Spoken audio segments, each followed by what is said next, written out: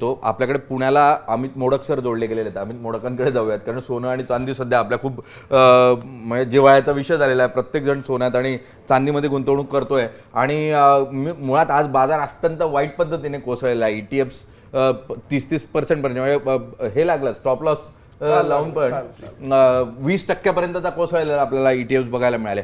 Amit modak sir, कशा स्वरूपात बघताय आजच्या या सगळ्या बजेट नंतर मार्केटवर आणि सोनं आणि चांदीच्या बाजारावर मुख्यतः काय परिणाम होताना पाहायला मिळतील?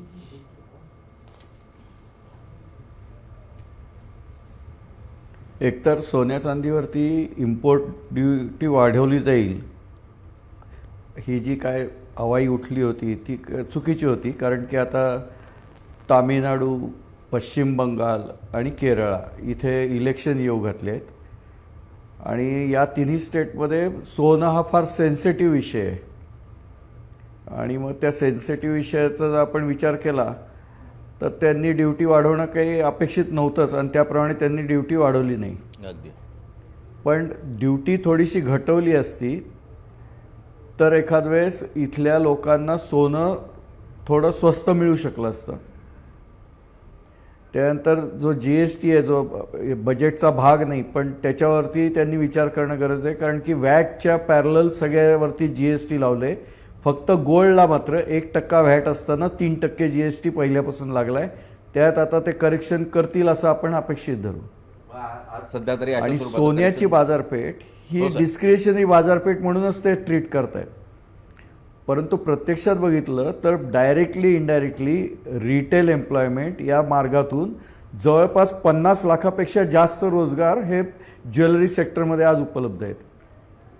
आता ते जर रोजगार टिकवायचे असतील तर ती ही इंडस्ट्री टिकवणं गरजेचं आहे. जर ते खरोखर कॉर्पोरेटायझेशन झालं पूर्ण या इंडस्ट्रीचं तर 25 ते 30 लाख लोक बेरोजगार होतील.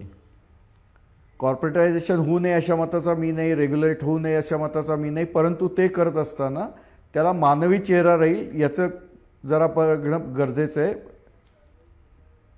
टॅक्सेशनमध्ये पण काही लोकांना जर रिलीफ मिळाला असता तर त्यांच्याकडे डिस्क्रिप्शनरी सरप्लस जो आहे तो जास्त उपलब्ध राहिला असता. इन्फ्लेशनच्या प्रमाणामध्ये तरी टॅक्सचे स्लॅब वाढवले जावेत अशी अपेक्षा असते, पण तीही वाढवली जात नाही. इमानदार टॅक्स पेअरला कुठल्याही प्रकारचं टॅक्स क्रेडिट दिलं जात नाही किंवा सोशल सिक्युरिटी दिली जात नाही. फक्त त्यांनी इमानदारीत टॅक्स भरावा एवढंच आपण अपेक्षित ठेवतो. तर ही जी लक्झरी इंडस्ट्री आहे ती पूर्णपणे टॅक्स पेअरवरती अवलंबून आहे. डिस्क्रिशनरी इंडस्ट्री आहे ती टॅक्स पेअरवरती अवलंबून आहे. त्यामुळे त्यांच्या हातात जो काही टॅक्स वाचून सरप्लस पैसा राहणार आहे त्याच्यावर डिमांड क्रिएट होण्याची शक्यता आहे, ॲडिशनल डिमांड क्रिएट व्हायची शक्यता आहे. परंतु त्याकरता काही झाल्यासारखं काही दिसत नाही. सर, मला फक्त आता एकच गोष्ट सांगा की येत्या काळामध्ये, कारण आम्ही गुंतवणूकदार म्हणून चांदी वाढते म्हणून अनेकांनी पैसे लावले, आता ते धडाधड कोसळत आहे चांदीचे भाव. सोन्यातही करेक्शन येताना आपल्याला पाहायला मिळत आहे. या टप्प्यावर सोनं आणि चांदीमध्ये जर आता, कारण टॅक्स बऱ्यापैकी असतील, कुठून तरी 4 पैसे जास्त मिळावे म्हणून लोक गुंतवणुकीसाठी ETFचा मार्ग निवडत आहे. गुंतवणूक करावी की करू नये या टप्प्यावर आता?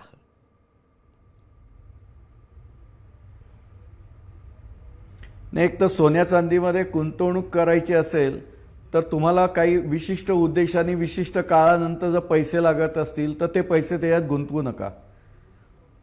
कारण की ह्याच्यामधली गुंतवणूक ही तुम्ही 10, 15, 20 वर्षाचं लॉंग टर्म होरायझन ठेवून केलीत तर इतर कुठल्याही गुंतवणुकीपेक्षा तुम्हाला ह्याच्यात रिटर्न्स जास्त मिळतील. परंतु डिसाइडेड डेट असेल जर तुमची पैशाच्या गरजेची तर त्याचे मात्र गुंतवणूक ह्याच्यात नक्कीच करू नका. अगदी. जर लगेच तातडीने गुंतवणुकीला याच्यासारखा दुसरा उत्तम पर्याय नाही आणि सुरक्षित पर्याय नाही, हेही आबाधित सत्य आहे. अगदी खरं. सर, खूप खूप धन्यवाद. मी भूषण महाजन सरांकडे जातो. भूषण महाजन सर पण आपल्याबरोबर जोडले गेले आहेत. भूषण महाजन सर, आज जो अर्थसंकल्प जाहीर झालेला आहे त्याकडे तुम्ही कसं बघताय? आणि शेअर बाजारात तर प्रतिक्रिया आपण बघितली. शेअर बाजारामध्ये साधारण 1000 अंकांपेक्षा जास्त अंक म्हणजे बाजार कोसळताना आपल्याला पाहायला मिळाला. सेन्सेक्समध्ये, निफ्टीमध्ये दोघीकडे अशा स्वरूपाचं चित्र पाहायला मिळालं. तुम्ही कसं बघताय आजच्या बजेटकडे आणि याचे काय परिणाम जाणवतात तुम्हाला बाजारावर? बाजाराने पहिली रिॲक्शन तर नक्कीच दिली आहे की जी विरुद्ध आहे.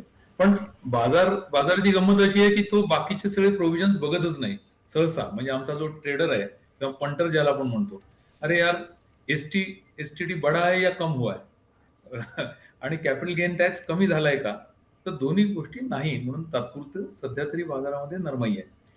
सगळ्यात महत्वाची गोष्ट म्हणजे गेले 2 वर्ष सतत विदेशी संस्था विकतायत बाजारामध्ये आणि त्यांना आता इथे न विकण्यासाठी दुसरं काही इन्सेंटिव्ह नाही आहे. त्यांना अजून आपलं हे नक्की आहे की त्यांना जो काही एसटीटी वाढवला आहे 0.02 पासून 0.05 त्याच्यात जास्ती पार्टिसिपेशन परदेशी संस्थांचंच आहे आणि त्यातनं काही सरकारला रेव्हेन्यू पण मिळेल, महसूल मिळेल. परंतु ही झाली पहिली प्राथमिक रिॲक्शन. आता 2 गोष्टी ज्याचे पॉझिटिव्ह आणि निगेटिव्ह दोन्ही आहे. एक चांगली गोष्ट केली आहे ती म्हणजे पायाभूत सुविधांमध्ये खर्च वाढवेल सरकार अशी अपेक्षा होती, तो त्यांनी वाढवला आहे. आता तो त्यांनी किती वाढवावा याच्या अपेक्षा अनेक होत्या. 14 लाख कोटीपर्यंत व्हावं, पण 9% वाढवला आहे, विच इज गुड आणि त्यांनी नक्कीच चालना मिळेल आपल्या अर्थव्यवस्थेला.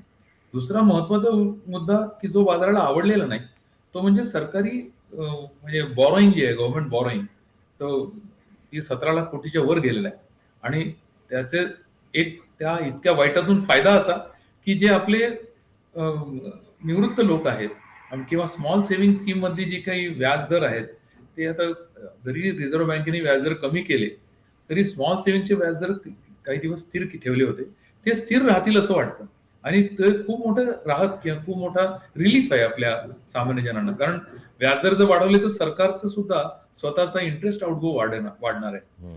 पण दोन्ही बाबतीत एक तर सरकारकडे फार फार काही मोठ्या ऑप्शन्स नव्हते, फार काही मोठे ऑप्शन्स नव्हते महसूल वाढवण्यासाठी. त्यामुळे त्यातल्या त्यांनी थोडंसं टिंकर केलंय इकडे तिकडे आणि ही पहिली रिॲक्शन वाईटच आहे. पण त्याच्या जोडीला असं लक्षात घ्या की परदेशी संस्थांची विक्री चालूच आहे. त्यामुळे सुरुवातीला तरी काही वेळ हा बाजार आपल्याला अत्यंत म्हणजे खाली आलेला दिसेल आणि विरुद्ध अर्थाने कारण हे जर इन्फ्रास्ट्रक्चर एक्सपेंडिचर वाढलं तर ती एक मोठी संधी पण असू शकेल. कारण इथून बाजार जर खाली आला 500 पॉईंट ऑलरेडी 500,000 पॉईंट, पण निफ्टीच्या आपण म्हणूया 24 ते 24,500 या दरम्यान निफ्टी आली तर ती एक मोठी संधी असेल. आज ना उद्या त्यात हे होणार आहे. मला एकच गोष्ट अजून सांगायची, टुरिझम सेक्टरकडे त्यांनी खूप छान हे दिलेलं आहे. असं लक्षात घ्या की एक तर पॅरिस शहर, या शहरात जेवढे वर्षभरात जेवढे टुरिस्ट येतात तेवढे अख्ख्या भारतात येत नाहीत परदेशी लोक, परंतु आपल्याकडे डोमेस्टिक टुरिझम खूप मोठं आहे आणि त्यासाठी प्रत्येक ठिकाणी इतके आर्किओलॉजिकल किंवा एंटॉलॉजिकल आपल्याकडे एक्सपर्ट्स आहेत, पण गाईड लोकांची एक वेगळीच संस्था किंवा इकोसिस्टीम आहे. तर हे जर नीट सुशिक्षित गाईड मिळाले तर हा फार मोठा फायदा राहील. पर्टिक्युलरली आपल्याकडे ईशान्येकडनं येणारे भरपूर म्हणजे पटण्याच्या ठिकाणी किंवा बिहारमध्ये जॅपनीज, कोरियन हे टुरिस्ट येतात आणि त्यांना तिथे व्यवस्था जर आपण काही चांगली करून दिली तर तो फार मोठा महत्वाचा राहील. आणि शेवटचा मुद्दा म्हणजे जे काही प्रपोजल्स आहेत बजेटमध्ये त्याच्यामध्ये असं दिसतंय की सिमेंट सेक्टर हा प्रत्येकच ठिकाणी उभा राहतो की कारण त्यांची नक्कीच मागणी वाढणार आहे असं. त्यामुळे मी त्या बजेटला 50% मार्क देईन सध्या तरी. 50% सर्वांचं साधारण मत होतं की 50-50 अशा स्वरूपाचं वर्णन हे प्रत्येक जण करतोय. मग उद्योग जगत असो किंवा अगदी CA असतील, तुमच्यासारखे जाणकार अर्थव्यवस्थेचे. मुळात खूप काही मिळालं असं नाही आहे, काही सुधारणा करण्याचा प्रयत्न करण्यात आलेला आहे. पण मागच्या वेळेला जसं बजेट झाल्यानंतर आपण सगळे अगदी खुशीनं आनंदानं नाचत होतो तशी काही परिस्थिती या वेळेला नाही आहे. 12 लाखापर्यंतची सूटबीट मिळाली होती, कोणतीही सूट इन्कम टॅक्समध्ये मिळालेली नाही. त्यामुळे सर्वसामान्यांना थेटपणे काही फायदा होणार नाही. कृषी क्षेत्रासाठी भरीव अशी तरतूद कुठेच काही दिसत नाही. दरवेळेला फूड प्रोसेसिंगमध्ये घोषणा होते तीही कुठे काही दिसत नाही. फूड प्रोसेसिंगला खूप मोठी इंडस्ट्री आहे. टुरिझममध्ये खूप मेजर प्रमाणात टुरिझम हब तयार करण्याचं म्हणतात, पण आपण खूप मोठा इतिहास स्वतःचा सांगतो मात्र तो जगासमोर आपल्याला म्हणता येत नाही अशी परिस्थिती असते. त्यामुळे तिथेही खूप काही गुंतवणूक नाही आहे. अपेक्षा करूयात की जग अस्थिर असताना आणि जगाला संवाद व्हावा आणि संवादातून अर्थव्यवस्था विकसित व्हावी असं वाटत असताना भारत सरकारही उद्योजकांशी, सर्वसामान्यांशी संवाद साधेल आणि या संवादातून आपली अर्थव्यवस्थाही विकसित होईल अशी अपेक्षा करूयात. आज आपण सर्व जाणकार या चर्चेमध्ये सहभागी झाला. मोडक सर, महाजन सर, तुम्हीही सहभागी झालात त्यासाठी खूप खूप धन्यवाद. बघत रहा साम टीव्ही.